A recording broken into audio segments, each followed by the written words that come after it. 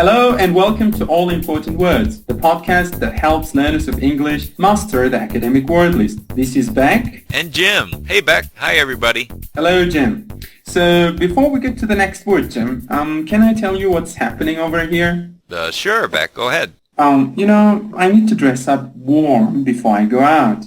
Are you implying that it's really cold there? Yes. Plus, sometimes I have to take an umbrella with me when I go out to the street. Are you implying that it often rains where you're staying now? Yes. And you know what? The other day, one of the professors told me that my overall performance at school needed more improvement. Do you know what she wanted to say? What was she implying with this comment? Uh-oh, Beck. You must be in trouble. I think she's implying that your performance in school isn't so good.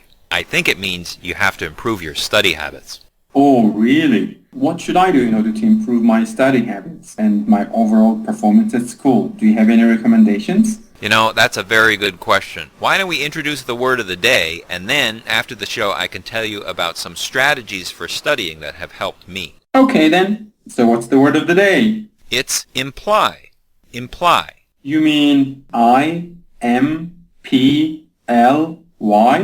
That's right. And as you can hear, the stress is on the second syllable. Imply. Sometimes students put the stress on the first syllable and say imply, which sounds strange. The word is imply, and it's listed as a verb in the academic word list. How about giving us a definition, Beck? Okay, so when you imply something, you suggest that something is true, or that you feel or think something without saying it so directly. So, in other words, when I imply something, I say it, but not in a direct way, right? Yes. So here are the examples for you. His silence seemed to imply agreement. Next example sentence. Are you implying that I'm fat? The next example sentence. I'm not implying anything about your cooking, but could we eat out tonight? I like that last example. So, once again, to imply means to communicate an idea or feeling without saying it directly. Yes, you are right. Okay, now that we've got the definition, how about a few more examples? And these are academic usages of the word. So, the floor is yours, my friend. Go ahead. Okay, number 1. Our findings imply the presence of liquid water on Mars. Number 2. The report clearly implied a growing need for new tests. Number 3. Professor Smith implies that other historians have misinterpreted the period. Number 4. If we teach writing more effectively, does that logically imply that our students will become better writers? And number 5.